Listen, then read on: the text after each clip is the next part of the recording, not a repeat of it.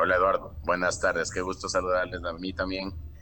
Me da mucho gusto estar aquí con ustedes. Andrés, lo vemos bien activo en la Asamblea, con los debates y con lo que sucede justamente ahí mismo.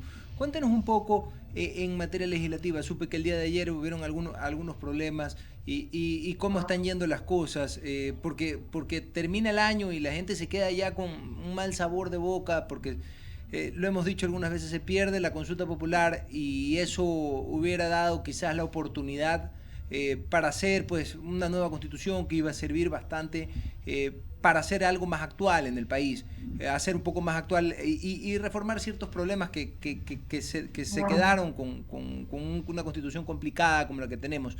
Le pregunto a Andrés, cuéntenos un poco en materia legislativa, qué leyes van a ventilar, qué van a hacer, cuál es el proyecto para el 2026 y cómo se cierra el 2025. Bueno, nosotros nos vamos a empeñar en cumplir lo que ofrecimos en la campaña política, devolverle la paz a la gente. Y el devolverle la paz a la gente implica que desde nuestra trinchera, que es la Asamblea Nacional, debemos llevar adelante una serie de iniciativas que nos permitan mejorar el sistema judicial y el sistema jurídico de nuestro país, que es extremadamente garantista en favor de los delincuentes. Ya hemos presentado al menos dos temas, una enmienda constitucional y una reforma al Código Orgánico Integral Penal. La enmienda constitucional que hace relación a sacar a los delincuentes de los grupos de atención prioritaria y las enmiendas, las reformas al Código Orgánico Integral Penal que tiene que ver con la imprescriptibilidad, de los delitos que tienen que ver con la delincuencia organizada. Es decir, el terrorismo, la delincuencia organizada, el, eh, el sicariato y todos aquellos que tienen ese tronco de la delincuencia organizada. Así es que nosotros hemos planteado, a través de nuestra compañera y amiga Diana Jacome, la posibilidad de que esos delitos no prescriban, porque lastimosamente ahora lo que sucede es que cometen estos actos y se fugan, y se van 4, 5, 6, 7, 8 años, y cuando vuelven ya tienen su récord policial limpio, porque lo que establece la norma es que esos procesos prescriben en cuanto a su acción y en cuanto a su pena. Entonces, esos son dos de los aspectos. Sin perjuicio de que tenemos absoluta claridad de que en el Ecuador hay que insistir y perseverar en que hay que hacer reformas en materia penal, hay que hacer reformas en justicia y hay que hacer enmiendas constitucionales para poder echar abajo toda esa serie de garantías que los delincuentes actualmente tienen en nuestro país. Perfecto, Andrés. Ahora, cuéntanos un poco respecto de lo que usted mencionaba. El tema de la delincuencia que después es tan complejo y que no al final de cuentas no termina de resolverse.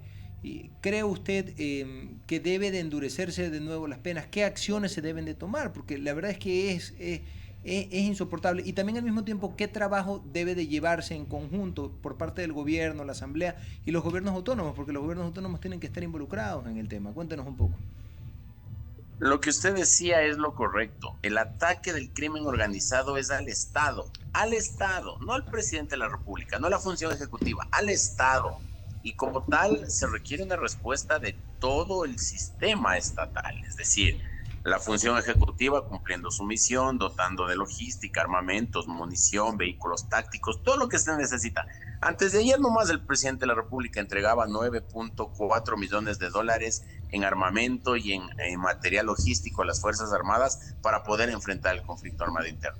Nosotros, como asambleístas, entonces, tenemos que hacer el conjunto de normas que permitan que el delincuente que es capturado sea reducido a prisión y que no tenga la posibilidad de acogerse a todas estas garantías que existen. En la función judicial, por supuesto que tiene que hacer lo suyo, pues porque ellos son los que juzgan, ellos son los que sancionan, ellos son los que evalúan lo que sucede y para que ellos lo puedan hacer correctamente y acorde a lo que el pueblo ecuatoriano espera, necesita de normas. Entonces nosotros estamos trabajando en ese sentido.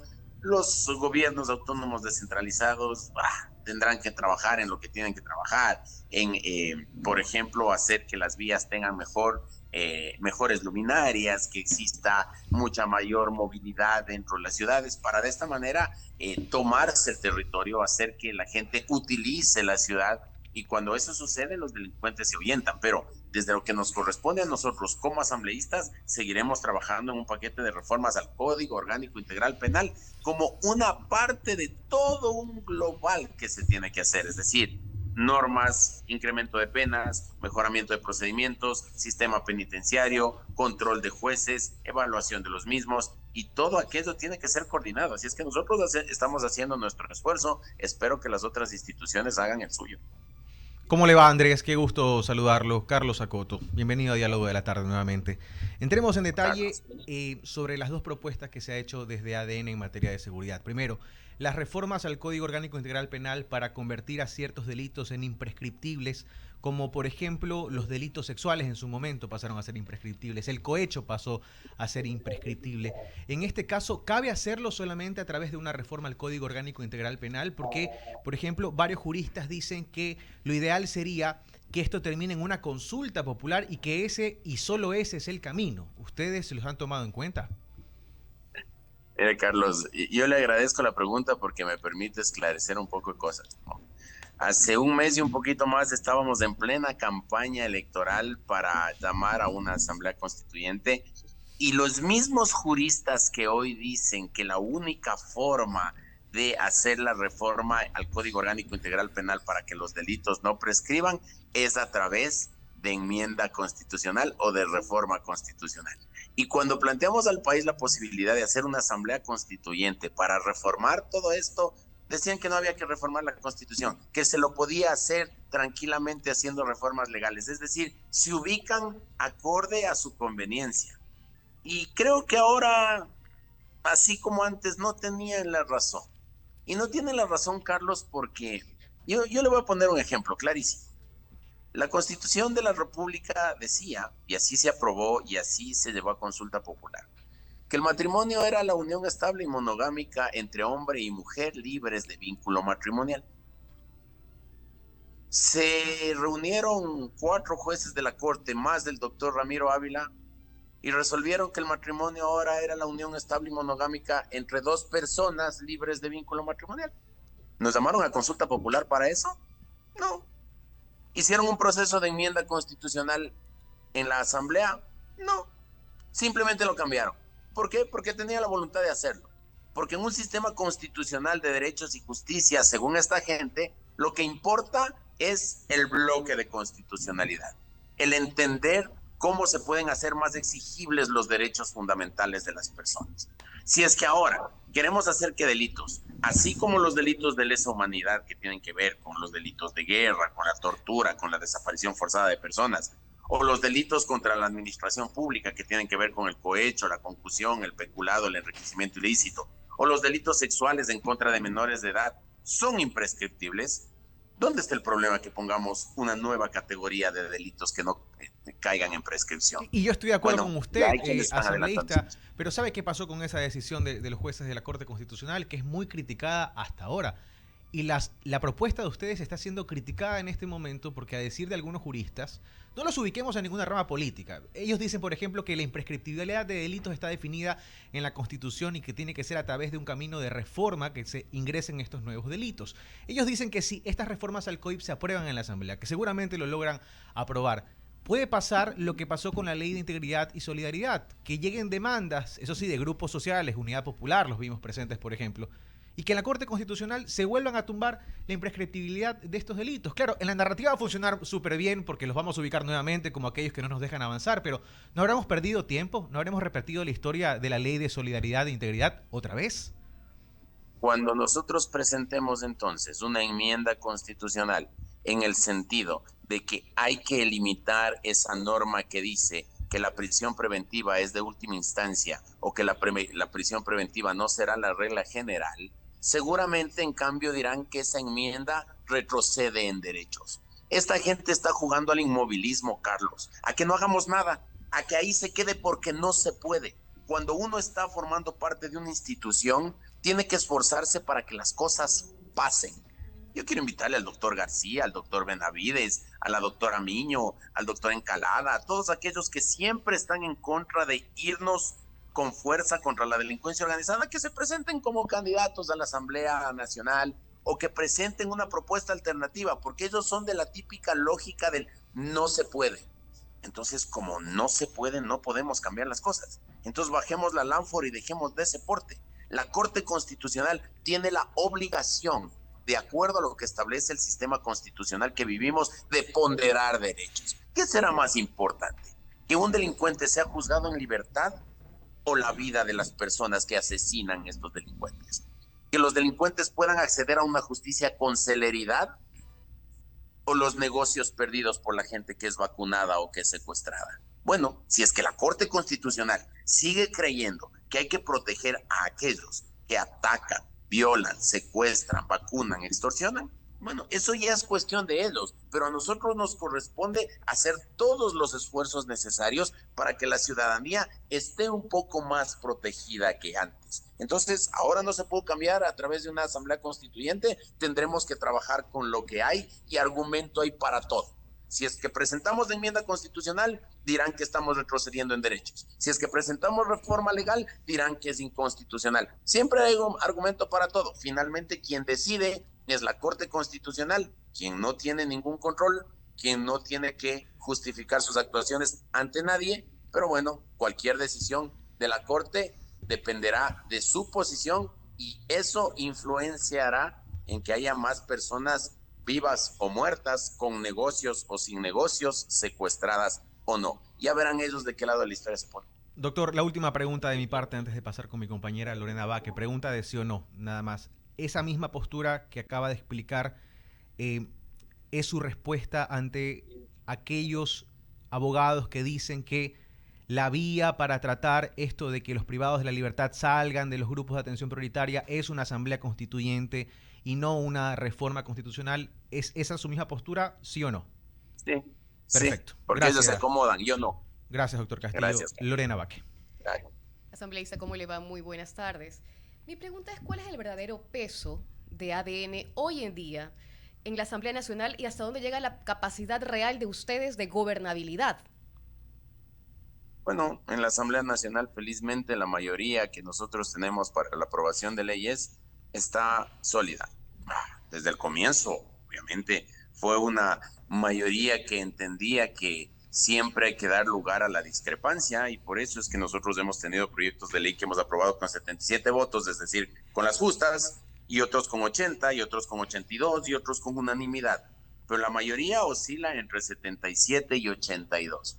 Nosotros seguiremos utilizando esa mayoría para poder entregarle al país lo que nosotros creemos que es bueno, lo que nosotros planteamos como plan de gobierno, lo que nosotros identificamos como sólido en la agenda legislativa. Mientras eso suceda, por supuesto que echaremos mano de esa mayoría. ¿Y hay nuevos acuerdos legislativos más allá de los que se anuncian públicamente justamente para tener ese apoyo en la Asamblea en todas las leyes que se proponen? Los grupos independientes, el Partido Social Cristiano, el Pachacuti, se han acercado en unos temas y se han alejado en otros. Nosotros hablamos tema por tema. Nosotros tratamos de ser respetuosos de la organización interna de cada partido político que forma parte de la Asamblea. Ellos resuelven y deliberan y si llegamos a un acuerdo tenemos sin duda alguna una puerta abierta siempre para el diálogo, pero por ahora nuestra prioridad, uno, será la seguridad y no otra cosa que la seguridad. Y para eso habrá que hablar de temas de justicia, de procedimientos, del COIP, del sistema penitenciario, de la Policía Nacional, de las Fuerzas Armadas, es decir, de todos los actores que tienen que ver en torno a la seguridad, el orden y la justicia. Ese es nuestro trabajo y entiendo que hay grupos en la Asamblea Nacional que están de acuerdo con nosotros, a veces discrepan en las formas, pero en el fondo creo que vamos a caminar en ese sentido. Alberto Quintana. Gracias. Qué gusto, Andrés. Un abrazo desde Guayaquil. Hola, Alberto. Desde esta Qué ciudad. gusto saludarle. Igualmente, desde esta Qué ciudad cálida. Y sigamos pues en la onda de hablar de bloques de constitucionalidad y de no se puede, que es el término favorito de mucha gente, ¿no?, en este país. Ayer justamente teníamos aquí un pequeño debate con mi colega Carlos Zacoto. Y me hacía notar algo, y me dice, tú estás insistiendo en algo que definitivamente, pues, ya la Corte Constitucional ha dicho que vulnera derechos, y ya se lo voy a poner de esta manera. Era un asunto, es lo que tiene que ver con el cometimiento de ilícitos, los temas que tienen que ver con la corrupción cuando la gente está en la función pública, desafueros a veces de elementos uniformados y todo aquello. Partiendo de una premisa, ¿no? Siempre acá también en estos micrófonos, en aras de la institucionalidad, respaldamos totalmente, ¿no?, la labor de la Policía Nacional y de los integrantes de las Fuerzas Armadas. Condenamos, por supuesto, los excesos que deben de ser bien identificados y puntualizados, ¿no? Y en esa línea decíamos, pero ¿por qué justamente incluso los administradores de justicia que están vinculados a la criminalidad, ¿no? Esta gente que prefiere, por el vil metal, por el dinero, irse al lado del mal, ¿no? Hacerles el juego, darles información privilegiada y muchas cosas que están destrozando nuestra colectividad, nuestra sociedad, ¿no? Entonces yo decía, pero ¿por qué no se levanta un verdadero catastro y se ubica a todos los funcionarios públicos, a la gente de la Administración de Justicia, etcétera, etcétera? Y me decía Carlos Acosta algo que es cierto. No, dice que ya la Corte Constitucional en su momento, en algo parecido, no exactamente en lo que yo estoy planteando, pero ellos privilegian y ponen por delante, dicen, no, es que se vulneran derechos. Entonces no hay que afectar pues la imagen de alguien. ¿Cómo vas a creer que se va a quedar sin trabajo? Entonces la pregunta es ¿cuándo salimos de este marasmo? ¿Cuándo podemos arreglar todos estos problemas de nuestra colectividad si mantenemos este tipo de posturas? Cuando el Estado se junte en torno a lo que se tiene que juntar, cuando no les gane la política ni la ideología. Lo que usted decía, Alberto, es bastante más grave. Así como usted lo cuenta, es grave. Pero si ya nos vamos a lo específico, es gravísimo. Se presentó una iniciativa en la cual se pretendía sacar un listado de violadores sentenciados para evitar que esos violadores se vuelvan a acercar a nuestros niños, a nuestros niños, nada más ni nada menos. Y la Corte Constitucional salió a decir que eso era inconstitucional porque nadie podía ser discriminado por su pasado judicial. ¿En serio? ¿En serio? Ese es el razonamiento de la Corte. Es decir, para ellos es más importante no discriminar a un violador por su pasado judicial que proteger a nuestros niños que vuelvan a ser atacados. Correcto, o sea que mañana lo puedes tener de profesor, por ejemplo, en una unidad académica, sí, en una escuelita, en un colegio, al violador. Claro. Y si vuelven a violar a uno o dos niños dirán, el Estado no hace nada. El Estado no nos protege. Bueno, se presentan las iniciativas y para la Corte es más importante eso. Otro tema, la ley de inteligencia. Alberto, la ley de inteligencia no fue económico urgente, fue tratada en 2 debates, tiene la peculiaridad de que fue debatida en el periodo anterior, el primer debate, y en este periodo el segundo. Fue el condensado de 2 o 3 proyectos de ley presentados, inclusive por gente de la misma Revolución Ciudadana. Se hizo toda la deliberación jurídica correspondiente, se llevaron adelante los informes, se aprobó en la Asamblea Nacional sin el voto de la Revolución. Fue a la Corte Constitucional por demandas de inconstitucionalidad que presentó don Juan Piguave, porque además son unos X los que presentan las acciones de inconstitucionalidad, y la Corte dijo que hay que precautelar el derecho a la intimidad de los delincuentes. Es decir, para la Corte es más importante el derecho a la intimidad de los criminales que el derecho a tener un medio de vida como aquellos 10 pescadores que les reventaron las embarcaciones en Puerto Bolívar, provincia del Oro, por no pagar la vacuna. Para la Corte es más importante el derecho a la intimidad de los delincuentes, es decir, para mandarse packs con las novias, que el derecho a la vida de aquel taxista que murió en el bombazo en Guayaquil. Bueno, estamos en el Ecuador del al revés. Entonces ahí sí necesitamos una ciudadanía activa que acompañe los procesos, que ayude a combatir contra los señores García, la señora Lolo Miño, el señor Ramiro Ávila y todos estos fulanos que por ganarse unos pesos con sus clientes, particularmente con el alcalde de Guayaquil, salen a decir cualquier cosa en redes sociales y terminan haciéndole el juego a los delincuentes. Yo sobre eso no me suscribo, díganme facho, díganme lo que quieran, pero aquí hay que pelear por la integridad de la gente. Los delincuentes vayan nomás a donde tienen que estar. Por supuesto, definitivamente ese es un tema que hay que ponerlo claramente, ¿no? Y ojo, yo quiero ser reiterativo en esto, ¿no? Estamos siempre en defensa de la institucionalidad porque mucha gente a veces asume como es que se están yendo con la Corte Constitucional. No, señores, bajo ningún concepto, no. Es contra pronunciamientos que resultan absurdos, que van en vía contraria, están remando en vía contraria a lo que requerimos. Quiero tener, Andrés, una reacción tuya respecto a algo que es noticia en este momento, ¿no? La Fiscalía está pidiendo la condenas máximas contra ex militares en el caso Alfaro Vive Carajo.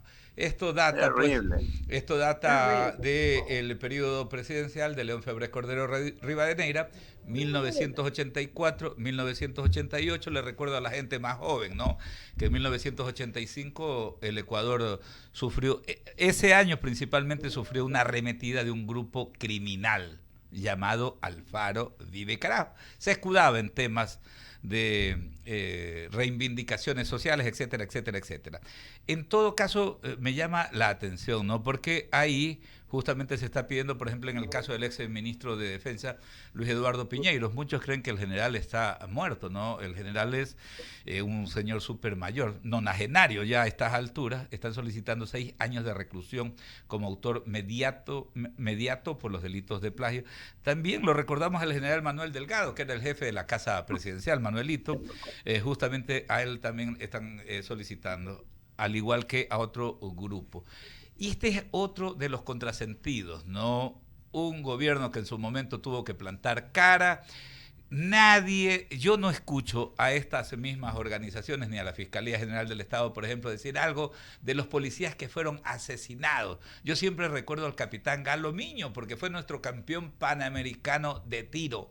Lo mataron los criminales de Alfaro Vive Carajo, al capitán de policía Galo Miño. Nadie dice absolutamente nada en torno a estos temas, pero vean ustedes cómo quieren, de alguna manera, en este ánimo de debilitar la institucionalidad de la policía, justamente, pasado tanto tiempo, insistir con este asunto. La mayoría de los generales que están siendo sancionados o juzgados, porque no se les sanciona, pasan de los 90 años. Sí. Ellos sí parte de un grupo de atención prioritaria porque son personas de la tercera edad. Ahí no les importa. Ahí aparece un fulano con la misma dimensión de orejas que yo, el doctor Juan Pablo Albán, a decir que aun cuando se tengan la edad que tienen, lo importante es el escarnio, lo importante es la sanción moral.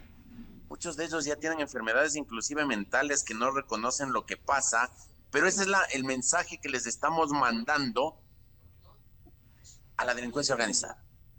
En el año entre el 82 y el 86, muchos de estos secuestraron al señor Briz, claro. Hubo el problema con el señor Naim Isaías, pasaron un montón de cosas. Felizmente ese gobierno se paró duro y les sometió a donde les tenía que someter. En el gobierno de Correa les nombraron ministros, en el gobierno de Correa les nombraron subsecretarios, en el gobierno de Correa les condecoraban en la Asamblea Nacional. Y ahora aquellos que cumpliendo su misión constitucional de devolverle la paz al Ecuador y de combatir a estos grupos organizados, les están judicializando. ¿Será que mañana un general de la República va a tomar la decisión de enfrentar a los choneros, a los Latin Kings, a los tiguerones, a los chone killers? No, pues con este antecedente dejen nomás, pues que se sigan nomás cargando a la gente y a la ciudadanía, porque de pronto cuando tenga 80, 85, 90 años me van a juzgar. Y resulta que esos mismos abogados que ahora les pretenden aplicar la ley a personas de la tercera edad son los que se oponen a que se les aplique la ley hasta el día que se mueran a los terroristas, a los narcotraficantes, a los vacunadores, a los secuestradores, a los que distribuyen pornografía infantil, a los que le entran a la minería ilegal y a todas esas cosas.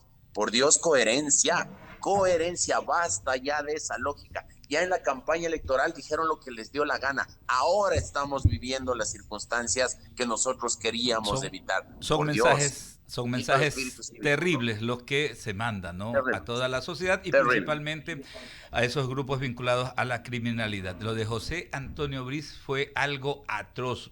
La gente más joven obviamente no lo recuerda.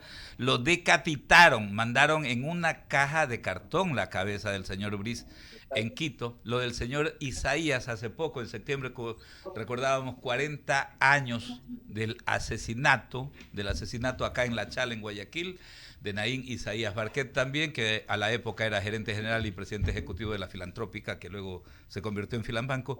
Y en todo caso, pues toda esa estela de dolor, de sufrimiento, dejaron estas organizaciones criminales, y es bueno que nunca lo olvidemos y que lo analicemos. Finalmente, Andrés, el lunes se van de vacancia legislativa hasta el 5 de enero, ¿no?